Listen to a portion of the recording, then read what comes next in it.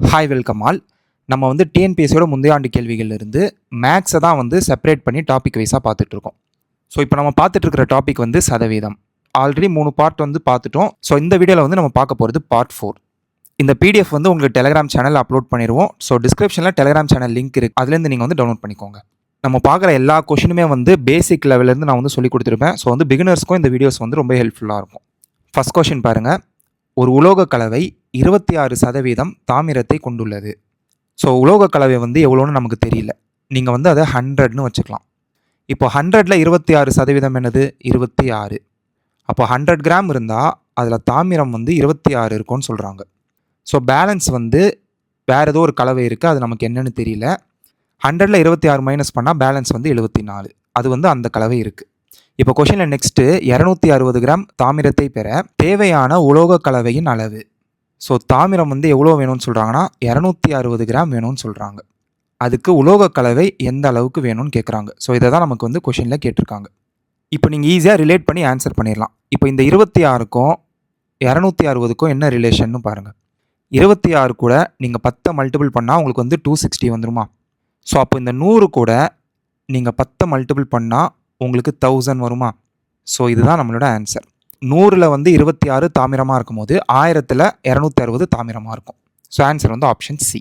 கமெண்ட்டில் வந்து ஒரு ஸ்டூடெண்ட் வந்து டவுட் கேட்டிருந்தீங்க, எதனால பர்சன்டேஜில் இந்த மாதிரி 100 வந்து பேஸில் வச்சு எடுக்கிறோம் அப்படின்ட்டு. இந்த வீடியோ எண்டில் வந்து நான் அதை உங்களுக்கு எக்ஸ்பிளைன் பண்ணுறேன், நீங்கள் வந்து பாருங்கள். Next question. ஆல்கஹால் 20% உள்ள 5 லிட்டர் திரவ கலவையோடு 1 லிட்டர் தண்ணீர் சேர்க்கப்படுகிறது. ஸோ 5 லிட்டர் இருக்கிற ஒரு கலவை வந்து இருக்குன்னு சொல்லியிருக்காங்க. இந்த 5 லிட்டரில் வந்து 20% ஆல்கஹால் இருக்குன்னு சொல்லியிருக்காங்க. ஸோ இப்போ 5ஓட 20% நீங்கள் கண்டுபிடிக்கணும். ஒரு நம்பரோட 20% கண்டுபிடிக்கணும்னா அந்த நம்பர் கூட நீங்கள் 20%ன்னு மல்டிபிள் பண்ணால் போதும். ஸோ 5 × 20%னாலே 1/100ன்னு போடுவோமா? ஸோ இந்த 0 கேன்சல், 2 × 5 வந்து 10, அப்படியே இந்த 5 கேன்சல், நமக்கு 1ன்னு வந்துடும். ஸோ அப்போ 5 லிட்டர் கலவையில் 20%, அதாவது ஆல்கஹால் எவ்வளோன்னு பார்த்தீங்கன்னா 1 இருக்குது. ஸோ ஆல்கஹால் 1 இருந்தால் பேலன்ஸ் 4 தான் வந்து வாட்டர். இப்போ இந்த கலவையில் வந்து 1 லிட்டர் தண்ணீர் வந்து ஆட் பண்ணுறாங்க. ஸோ ஆல்ரெடி இருந்த 5 லிட்டர் வந்து இப்போ 6 லிட்டராக மாறிடும், ஏன்னா 1 லிட்டர் தண்ணி வந்து ஆட் பண்ணுறாங்க. இங்கே முக்கியமான ஹிண்ட் வந்து 6 லிட்டராக மாறினாலும் அதில் ஆல்கஹால் வந்து ஒரே லிட்டர் தான் இருக்கும், ஏன்னா இங்கே வந்து தண்ணி மட்டும் தான் ஆட் பண்ணுறாங்க. ஸோ கொஷினில் வந்து இப்போது இந்த புதிய கலவையில் ஆல்கஹால் எவ்வளோ பர்சன்டேஜ் இருக்குன்னு கேட்குறாங்க. ஸோ நார்மலாக நீங்கள் வந்து பர்சன்டேஜ் கண்டுபிடிக்க என்ன பண்ணுவீங்க? டினாமினேட்டரில் டோட்டல் வேல்யூ போடுவீங்க. இங்கே 6 அப்படின்றது தான் டோட்டல். மேலே நியூமரேட்டரில் எதோட வேல்யூ கண்டுபிடிக்கணுமோ அதை போடுவீங்க. இங்கே ஆல்கஹாலோட வேல்யூ தான் நமக்கு வேணும். இன்டூ 100 இது போட்டால் உங்களுக்கு வந்து ஆன்சர் வந்துடும். இதுக்கு முன்னாடி பார்ட்லேயே நான் வந்து இந்த ஃப்ராக்ஷனோட வேல்யூ வந்து சொல்லியிருப்பேன். அந்த வேல்யூ தெரிஞ்சால் இதை வந்து நீங்கள் 16.66ன்னு ஒரே செகண்டில் ஆன்சர் பண்ணிடலாம். ஸோ இந்த கொஷினோட ஆன்சர் வந்து 16 2/3.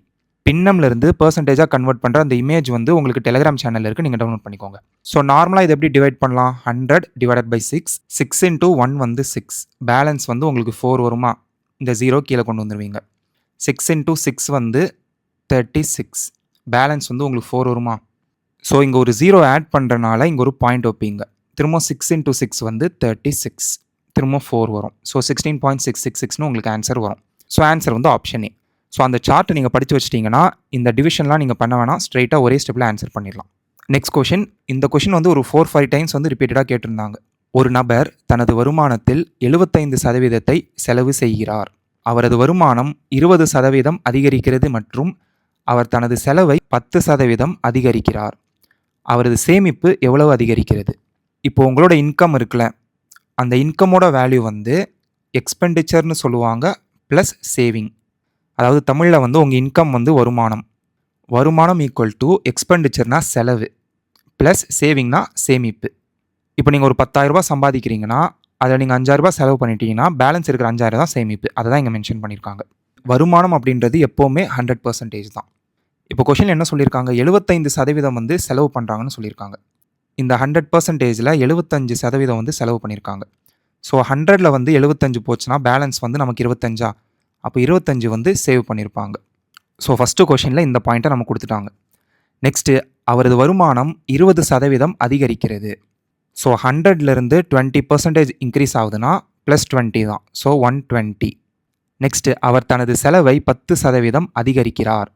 செலவை வந்து 10% இன்க்ரீஸ் பண்ணுறாரு. ஸோ 75ஓட 10% என்னென்னு கண்டுபிடிச்சி அதை வந்து நீ இன்க்ரீஸ் பண்ணணும். So 75 into 10/100. 25 இன்ட்டு 3 வந்து 75. 25 இன்ட்டு 4 வந்து 100. நெக்ஸ்ட் 2 இன்ட்டு 2 வந்து 4. 2 இன்ட்டு 5 வந்து 10. நமக்கு வந்து 15/2 வரும். இந்த 10%லாம் கண்டுபிடிக்கிறதுக்கு ட்ரிக்ஸ் இருக்குது. நம்ம அடுத்தடுத்த பார்ட்டில் அதெல்லாம் பார்ப்போம். ஸோ 15ல் பாதி எவ்வளோ? 7.5. அப்போது 75 கூட ஒரு 7.5 நீங்கள் இன்க்ரீஸ் பண்ணுறீங்க. ஏன்னா கொஷினில் வந்து 10% இன்க்ரீஸ் ஆகுதுன்னு சொல்லியிருக்காங்க. ஸோ 75 + 7.5 வந்து 82.5.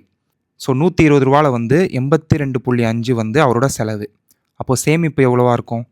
ஸோ அப்போ நீங்கள் இந்த 120 கூட 82.5 மைனஸ் பண்ணால் உங்களுக்கு வந்து சேமிப்பு வந்துடும்.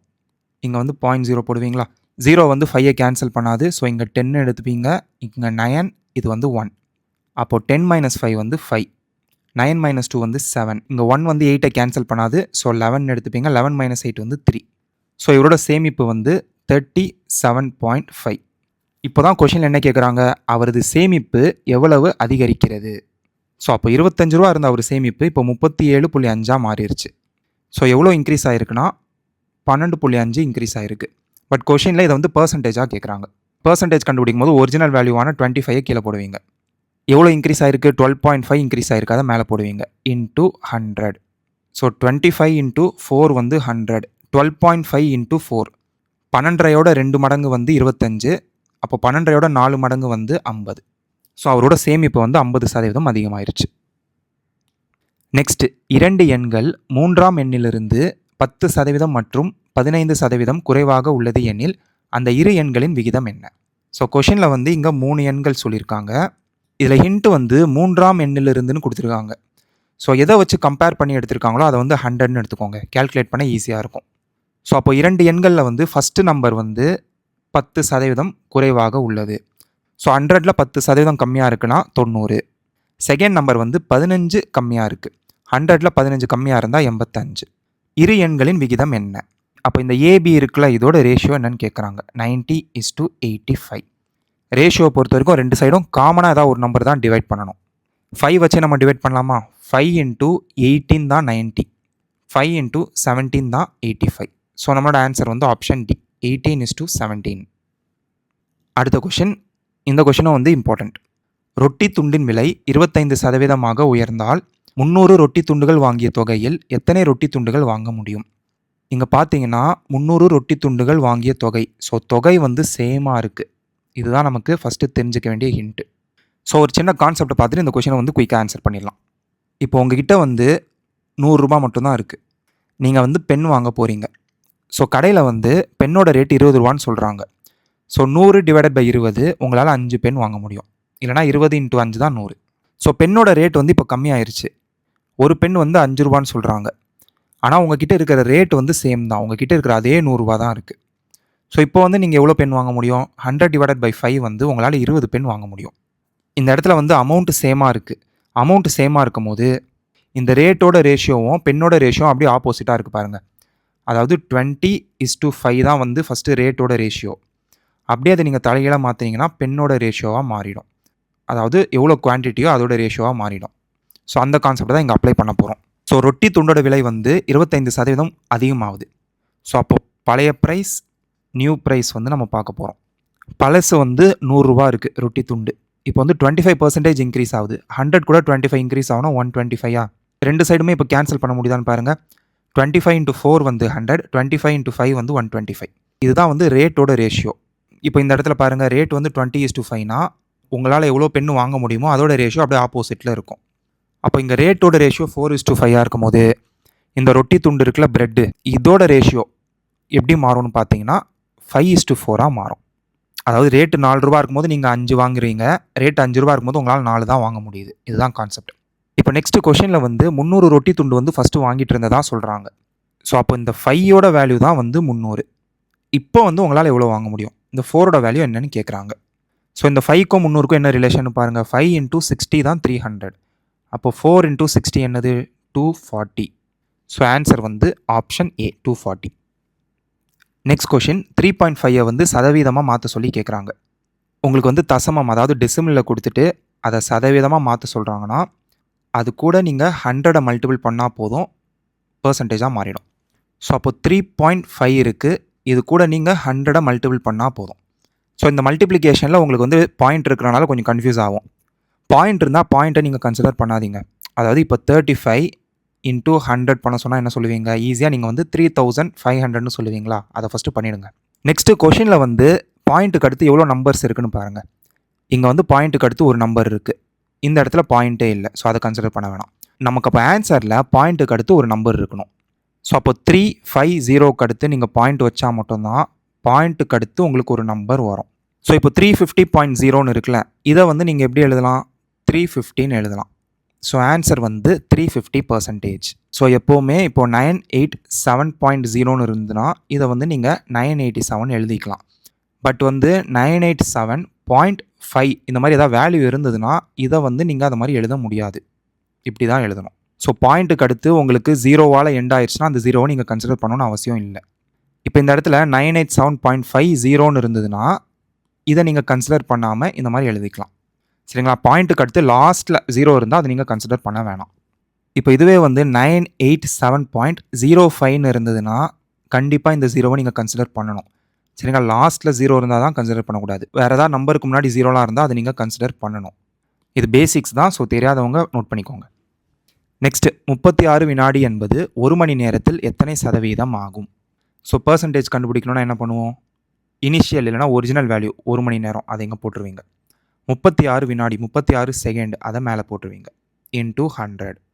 இந்த மாதிரி வந்து கண்டிப்பாக நீங்கள் போடவே கூடாது. இப்போ மேலே வந்து இங்கே செகண்ட்ஸில் இருக்கும் போது கீழே வந்து ஹவரில் இருக்குது பாருங்கள். அந்த மாதிரி இருக்கவே கூடாது. மேலேயும் கீழேயும் ஒரே யூனிட்டில் இருக்கணும்.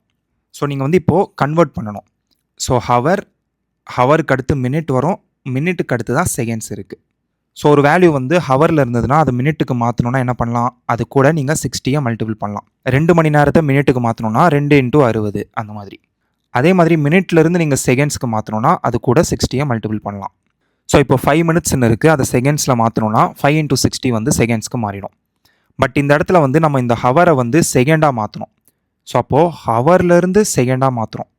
உள்ளே வந்து இங்கே 60 இருக்கா? அது ரெண்டுத்தையும் மல்டிபிள் பண்ணிக்கோங்க. 6 × 6 வந்து 3600. ஸோ மேலே வந்து அந்த 36 அப்படியே வச்சுக்கோங்க. கீழே 1 ஹவரோட வேல்யூ வந்து அப்போது 3600. ஸோ ரெண்டுமே இப்போ செகண்ட்ஸ்க்கு மாறிடுச்சு.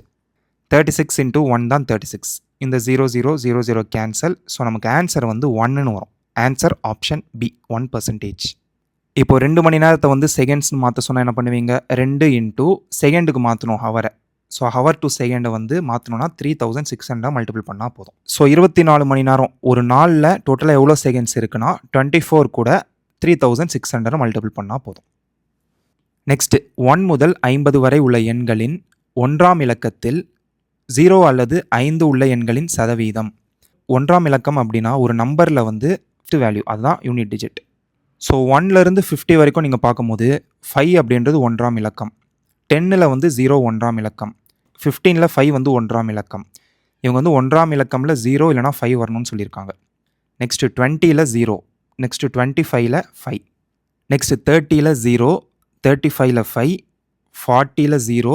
45ல் 5. 50ல் 0. இது எல்லாமே 1ஆம் இலக்கம். டோட்டலாக வந்து நமக்கு 10 நம்பர்ஸ் இருக்குது. டிவைடட் பை 1லேருந்து 50 வரைக்கும் சொல்லியிருக்காங்க. ஸோ டோட்டலாக 50 நம்பர். ஸோ அப்போ 50ல் வந்து 10 வந்து 1ஆம் இலக்கம் வந்து அவங்க கேட்ட மாதிரி இருக்குது. ஸோ 50ல் 10 அப்படின்றது எவ்வளோ பர்சன்டேஜ்னு நீங்கள் கண்டுபிடிச்சா போதும். 0 கேன்சல். 5 × 20 தான் 100. ஸோ ஆன்சர் வந்து ஆப்ஷன் டி 20%. Next question. ஏயின் எக்ஸ் சதவீதம் என்பது பியின் ஒய் சதவீதத்திற்கு சமம் எனில் பியின் இசட் சதவீதம் காண்க. இந்த கொஷினும் வந்து இம்பார்ட்டன்ட் தான். இது வந்து ஆர்எஸ் அகர்வாலையும் மென்ஷன் ஆகிருக்கு. இந்த கொஷின் நிறைய வாட்டி கேட்டிருக்காங்க. ஸோ இந்த மாதிரி இன் அப்படின்னு சொன்னாலே மல்டிப்ளிகேஷன், பர்சன்டேஜ் அப்படின்னு சொன்னாலே 1/100. ஸோ கொஷினில் ஃபஸ்ட்டு பார்ட் வந்து ஏயின் எக்ஸ் சதவீதம். அப்போது ஏயின் எக்ஸ் சதவீதம் என்பது பியின் ஒய் சதவீதத்திற்கு சமம்னு சொல்லிட்டாங்க. ஸோ பியின் இசட் சதவீதம் இதோட வேல்யூ தான் கேட்குறாங்க. ஸோ இங்கே சதவீதம் இருக்குது, இங்கே சதவீதம் இருக்குது, அப்படியே கேன்சல் ஆகிடும் கிராஸ் மல்டிபிள் பண்ணும்போது. இங்கே பி × இசட் கேட்டிருக்காங்க. நம்மக்கிட்ட பி மட்டும் தான் இருக்குது. ஸோ பியை மட்டும் ஒரு சைடு வச்சுக்கலாம். A X by Y. ஒய்யை வந்து இந்த சைட் கீழே கொண்டு வந்தாச்சு. இப்போ இந்த இடத்துல பாருங்களேன், பி கூட இசட் சதவீதம் இங்கே கொடுத்துருக்காங்க. ஸோ நம்ம இப்போ என்ன பண்ண போகிறோம்னா இந்த இடத்துல ரெண்டு சைடுமே வந்து இசட் சதவீதத்தை மல்டிபிள் பண்ண போகிறோம். ஸோ அப்போது ஏ எக்ஸ் இசட் சதவீதம் divided by Y equal to B into Z சதவீதம். இப்போ நம்மக்கிட்ட கொஷினில் வந்து பி இன்ட்டு இசட் சதவீதம் கேட்டிருக்காங்களா? இங்கே வந்துருச்சு பாருங்கள், பி இன்ட்டு இசட் சதவீதம். ஸோ இப்போ ஆன்சர் பார்த்தீங்கன்னா எல்லாத்துலேயும் ஏஎன்னு கொடுத்துருக்காங்க. அப்போ ஏ மட்டும் தனியாக எடுத்திருக்காங்க. ஸோ அப்போது இங்கே ஏஎன் எக்ஸ் இசட் சதவீதம் டிவைடட் பை ஒய் இந்த மாதிரி எழுதலாமா இந்த பார்ட்டை? ஸோ இப்போ ஆப்ஷன் சி பார்த்தீங்கன்னா கரெக்டாக மேட்ச் ஆகும். ஸோ ஆன்சர் வந்து ஆப்ஷன் சி. இந்த மாதிரி கொஷின்லாம் திரும்பவும் மாற்றிலாம் கேட்க மாட்டாங்க. இந்த பேட்டர்ன் வந்து சேமாக தான் இருக்கும். ஸோ நீங்கள் 2-3 வாட்டி இதே கொஷினை ப்ராக்டிஸ் பண்ணால் போதும். நெக்ஸ்ட்டு, ஒரு மாணவன் ஒரு எண்ணை 5/3 பெருக்குவதற்கு பதிலாக 3/5 பெருக்கிவிட்டார். அந்த கணக்கீட்டின் சதவீத பிழை யாது? பெர்சன்டேஜ் எரர் என்னன்னு கேட்குறாங்க. இந்த கொஷின்லாம் ஷார்ட்கட்டில் போட்டுடலாம். So correct answer, wrong answer. So 5/3க்கு பதிலாக அப்போது 5/3 தான் வந்து கரெக்டு. இவர் என்ன பண்ணியிருக்காருன்னா 3/5 பெருக்கியிருக்காரு. ஸோ ஃபஸ்ட்டு ஸ்டெப் வந்து கிராஸ் மல்டிபிள் பண்ணிக்கோங்க. இந்த 5யும் இந்த 5யும் மல்டிபிள் பண்ணால் உங்களுக்கு வந்து 25 வருமா, அதை இங்கே போட்டுக்கோங்க. இந்த 3யும் 3யும் மல்டிபிள் பண்ணால் 9 வருமா, அதை இங்கே போட்டுக்கோங்க. ஸோ இப்போது சதவீத பிழை பெர்சன்டேஜ் எரர் தான் கண்டுபிடிக்க போகிறோம். 9க்கும் 25க்குள்ள டிஃப்ரென்ஸ் பார்த்தீங்கன்னா 16. அதை வந்து இங்கே போட்டுருங்க நியூமரேட்டரில். அதுதான் வந்து எரர். நெக்ஸ்ட்டு, இங்கே கரெக்டான ஆன்சர் தான் ஒரிஜினல் வேல்யூ. ஸோ கரெக்டு கீழே 25ன்னு இருக்கா, அதை வந்து இங்கே டினாமினேட்டரில் போட்டுக்கோங்க. இன்ட்டு 100. ஸோ 25 இன்ட்டு 4 வந்து 100. 16 இன்ட்டு 4 வந்து 64%. ஆன்சர் வந்து ஆப்ஷன் டி, 64%. Next question. ஒரு தேர்வில் ஏ என்பவர் பியை விட 25% மதிப்பெண்கள் அதிகமாக பெற்றுள்ளார். பி என்பவர் சியை விட 10% குறைவாக பெற்றுள்ளார். சி என்பவர் டியை விட 25% மதிப்பெண்கள் அதிகம் பெற்றுள்ளார். டி என்பவர் மொத்த மதிப்பெண்கள் 500க்கு 320 பெற்றுள்ளார். ஏ என்பவர் பெற்ற மதிப்பெண்கள் எவ்வளவு? ஸோ ஏவோட மதிப்பெண் கேட்குறாங்க, நமக்கு டியோட மதிப்பெண் மட்டும் தான் கொடுத்துருக்காங்க. ஸோ டோட்டலாக ஏ, பி, சி, டி. இதில் நம்ம கொஷினில் கொடுத்தது வந்து டியோட மார்க் மட்டும்தான் 320. ஸோ அப்போ நீங்கள் வந்து ரிவர்ஸில் தான் இதை வந்து ஆன்சர் பண்ண முடியும். ஃபஸ்ட்டு இந்த பார்ட்டு பாருங்கள். சி வந்து டியை விட 25% அதிகமாக எடுத்திருக்காரு. ஸோ டி வந்து 320. 320ஓட 25% என்னன்னு பாருங்கள். இந்த 0 கேன்சல். 5 இன்ட்டு 5 வந்து 25. 5 இன்ட்டு 2 வந்து 10. 2 இன்ட்டு 16 வந்து 32. ஸோ 16 இன்ட்டு 5 வந்து நமக்கு 18 வரும். அப்போது சி அப்படின்றவர் டியை விட 25%. 25% வந்து 80 வந்து அதிகமாக எடுத்திருக்காரு.